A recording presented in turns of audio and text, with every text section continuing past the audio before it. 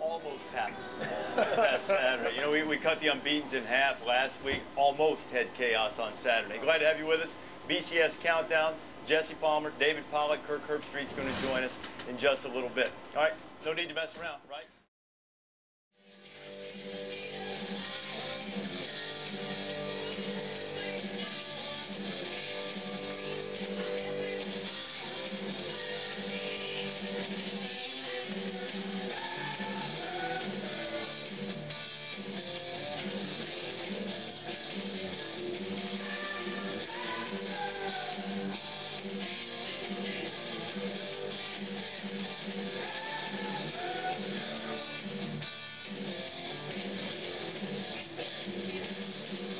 Boom to the hay, all you sports fans out there in the Tubosphere. Welcome to the One Man Sports Rant, Gen 2.0. I am your juggling act, Will, the alternative ESPN sports thrill. So which is the big three are we going to be talking about today? Other than what the title suggests, that'll be coming up soon. Don't change the channel. There's plenty of sports highlights coming up. The reason I say that, I looked at the average attention span, videos in the past, 2 minutes. Well, it takes more than 2 minutes in the past to get this show going. Maybe I wasn't clear enough, alright? We're not talking no 30-second clip either, or $1.14, or even $1.59. You know, the beauty of doing a show is you end up with a significantly, still slight and brief, longer highlight reel than all those other ones that I just mentioned that are all over YouTube. That's not the goal of this show here. Now, how is that possible? It's a little thing called the DCMA, which we adhere to strictly around here. The Digital Copyright Millennium Act. Is the key tenets were hashed out as it pertains to YouTube more than ever. Really came about because of the Napsters of the world. Through WIPO, World Intellectual Property Organization. And these are the fair use standard, derivatives, minimal use, no money exchange in hands, because the OMSR is a pro bono production. So I understand if a show's not your cup of tea. You can always fast forward on average 8 minutes, you know, thereabouts. We try to do at least 6 minutes worth of highlights. There. So you can go, do I have anybody's attention at this point? A minute 43. Plus the intro, so that's my 2 minutes. I guess I'm up. I may not be talking to anybody. I'm not sure. I'm not dissing you guys watching now. I'm talking about how it was in the past.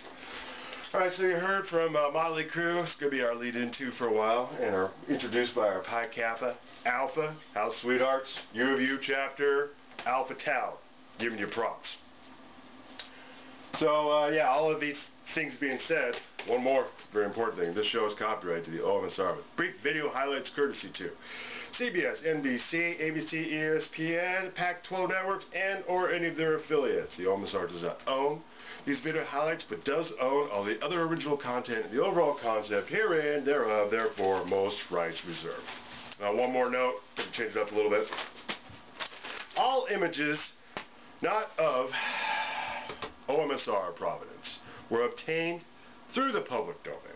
Now, anybody out there going, hey, you're sort of like using that without our permission, we want you to take it down, watch my dust. But everything done on this show is within the confines of the defines of the aforementioned DCMA. Alright, so before we get to it in the clipboard, what is the sports subject we are talking about specifically, other than what the title says?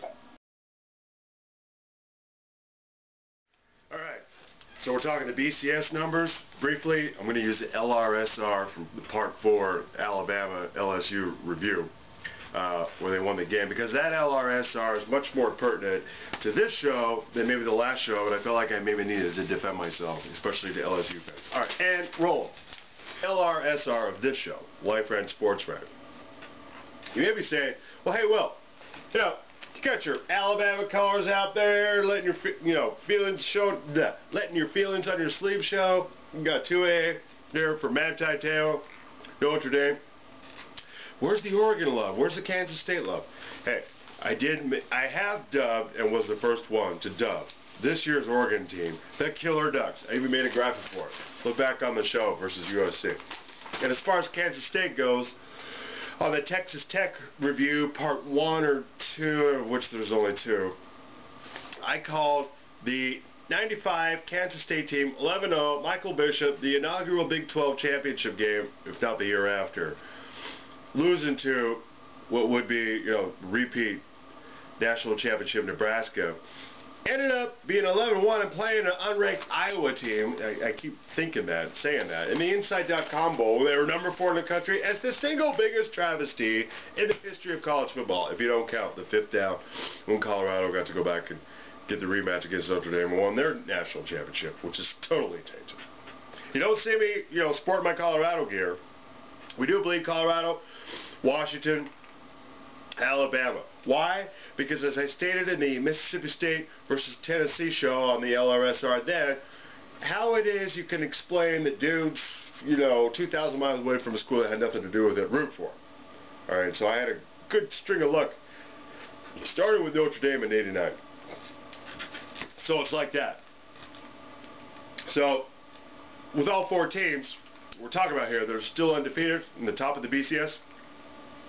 I think the president should sign an executive order implementing the playoff system this year, because it's very likely they're all going to wind up undefeated with some, tough games down the schedule for all. And just like with the Kansas State game, can't be proven, but if the BCS wasn't in motion at that point, that was the game. Again, as I say, the biggest travesty in all the history of college football. That set the BCS into motion. So that was like 2 years before it got going, or 3. Maybe I can head things off to the past this year, because I think it should happen. So I'm done with the Life Rant Sports Rant of the day for this show. This is a 2-minute warning. I'm out of time.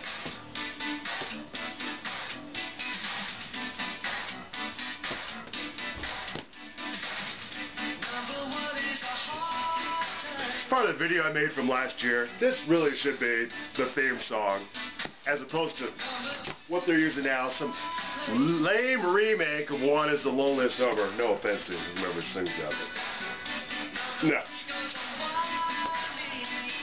Much like the tournament has the same anthem year in, year out. Luther Vandross remade it, but it's the same tune. This is the perfect tune, I'm telling you. Highlights from last year through the bowl season. So I figure I'll show some excerpts, because I wasn't able to post the whole thing last year because I lost it, or so I thought. I still have some of it, or all of it. Alright, thanks for watching. Pay attention to the BAC chart. At the end, as I always say, no silly DUIs while you're out there. And watch Sammy last year. The Sammy Man. Later days, more college football plays.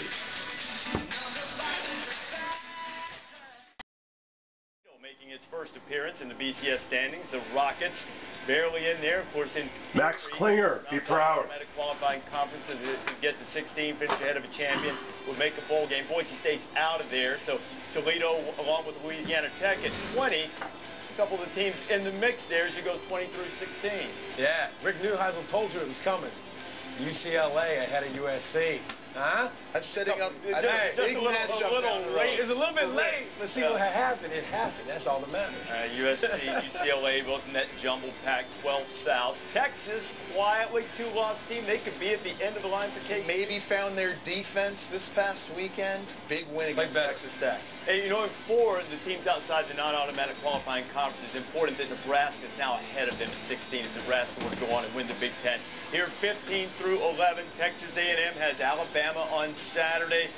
Clemson in the top 14. That too important, because remember, the at-large teams have to get in the top 14 of the BCS standings. Interesting note, because of the rule limiting conferences to 2 teams, could come up short at the end of the line. There are provisions in place, and that's another discussion for another day. Perhaps the most compelling story of all in Florida State. Why do I say that? Seminoles probably have a team that on the field can match up with the elite of the elite, number 6 in the human polls, but 19th in the computers. It's dragging them down. They're just at number 10. At number 9, Louisville has never been 9-0 before. Cardinals with their highest spot in the BCS standing since they went to the Orange Bowl in 2006. They're one of 6 remaining undefeated teams in college football, but from the Big East, probably not a championship contender, barring complete and unforeseen chaos. Number 8, South Carolina with the 2 losses, hoping for a BCS at large. Just ahead, LSU after the loss to Alabama, now out of national championship contention. And at number 6, Florida, highly unlikely to go to the SEC championship game. Be careful of the Gators. They're lurking. They're 4th in the computers. Get a little chaos in front. Who knows? It's happened before. Florida could sneak in. Now the top 5.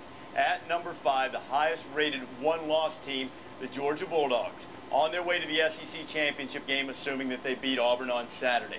Now the top 4, the remaining unbeatens and the primary contenders to play in the BCS championship game at this time.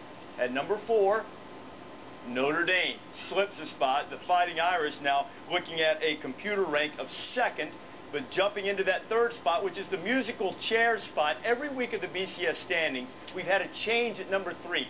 This week it's Oregon. They've gotten a little bit of a gap between themselves and Notre Dame, but they still trail Kansas State, hanging on to the 2nd spot behind number 1 Alabama. Alabama a dominant number 1 in the human polls, and perhaps most surprising of all, after the victory against LSU, the Crimson Tide also moves to number 1 in the computers. Now we know what happens if Alabama wins out. They're going to play for the national championship.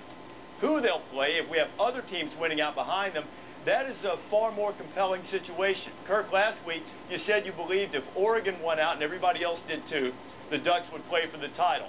Anything you see here or have seen on the field change your opinion?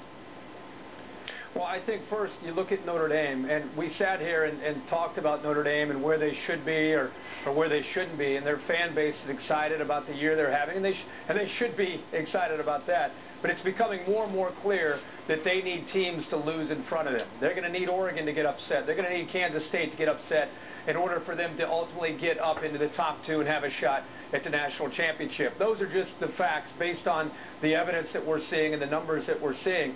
2 and 3, I mean, it's really impossible to sit here and speculate. We know that Oregon holds the 2/3 of an advantage there with the human element, with the coaches and the Harris. But what we can't predict is how the coaches and how the Harris poll voters, how strong in number 2 Oregon eventually will be. Because if they're a really strong number 2, the computers won't matter as much, and then that's where you'll see Oregon eventually go by Kansas State. But David Pollack just made a great point. I think Kansas State continues to impress people more and more. If they can close that gap in the Harris poll and the coaches poll with those votes, that's when the computers could become an advantage and give Kansas State maybe an edge. So it's going to come down to the voters, in my opinion, watching these last 4 weeks of football. And the voters right now, and we've heard a lot about Oregon needing respect. Oregon's got the respect. They're 25 points short of a maximum total if they had every second-place vote in the Harris poll. They're 17 points short in the coaches poll. Now, there is room, as Kirk was alluding to, for Kansas State to move up. Notre Dame, and we're going to talk about the numbers with Brad Edwards a little bit later on with the Irish and why they're in the situation that they're in. We know what could happen. We know that the computers are probably going to drag Oregon down. What could change your mind? You think the Ducks are the second-best team. What could change your mind? If their defense continues to struggle, I think Oregon still is the second-best team. Their offense was explosive. I don't know how many people knew they were 62 points at USC explosive. Because they got to play a whole game. And we talked about all those playmakers they got, and whether it's Kenyon Barner going for 321 or DeAnthony Thomas and Colt Lyerla, Josh Huff all of a sudden making catches. We've said all along, guys, Marcus Mariota is the difference on this Ducks team versus the other ones that Chip Kelly has coached. You've seen his ability running it. He goes 20 for 23 against USC. I think giving up 615 yards on defense is going to scare a lot of people right now. It doesn't bother me. I think that was an aberration, and I think defensive coordinator Nick Aliotti is going to get that fixed. Guys, we're in week 11. Each and every week now we're evaluating all these undefeated teams, comparing them against one another. And I think we get in a mode of, what have you done for me lately? You're only as good as your last game. You can't forget what this Oregon defense did in the weeks prior to this past weekend. They just didn't become West Virginia overnight. But what would you say if people said they haven't played a really good offense yet? Well, they shut down Arizona. They held them to 0 points, so they have played good offense. Okay. And they'll get a chance, I think, to continue proving this against the physical Stanford team and against an Oregon State team that can run and throw the football. Yeah, I think it'll be. I think it's not as clear cut as it was.